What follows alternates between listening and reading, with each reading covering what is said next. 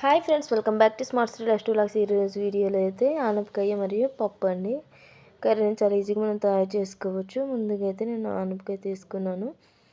తర్వాత అయితే మనకి ఒక 2 టమాటాలు, ఒక ఆనియన్, కొంచెం వెల్లుల్లి రబ్బలు, 2 పచ్చిమిర్చి, ఒక ఎండుమిర్చి, కరివేపాకు అయితే తీసుకున్నాను. ఇవైతే ముక్కలు కట్ చేసుకుని పెట్టుకోవాలి.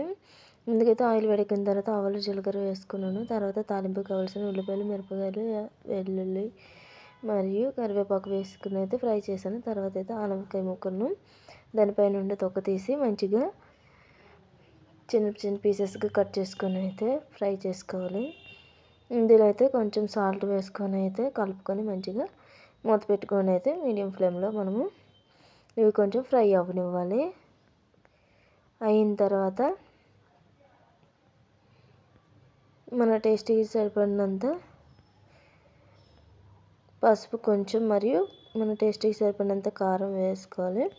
ఇవి కూడా కొంచెం టైం ఫ్రై అయిన తర్వాత ముందుకు కట్ చేసుకుని పెట్టుకున్న టమాటా పీసెస్ని కూడా వేసుకొని ఫ్రై చేసుకోవాలి.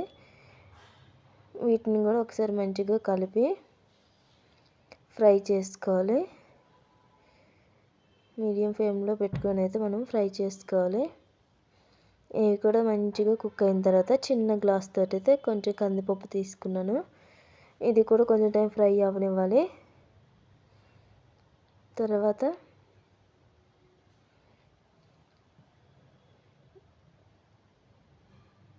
కర్రీకి సరిపడినంత వాటర్ వేసుకోవాలి. తర్వాత మంచిగా కలిపి నేనైతే ఒక 6 విజిల్స్ వరకు అయితే వేయించుకున్నాను. మూత పెట్టుకొని మనం 6 విజిల్స్ వరకు అయితే వేయించుకోవాలి. వాటర్ ఒకవేళ సరిపోతే కొంచెం వాటర్ అనేది యాడ్ చేసుకోవాలి.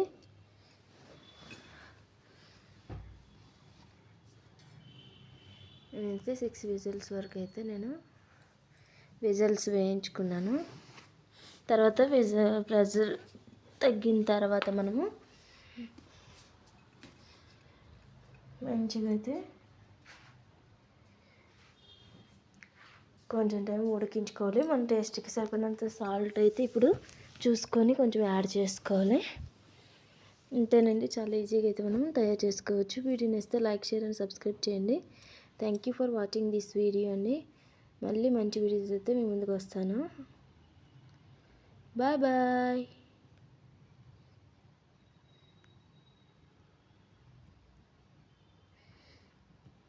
లైక్ చేయడం అయితే మర్చిపోవద్దు. బాయ్.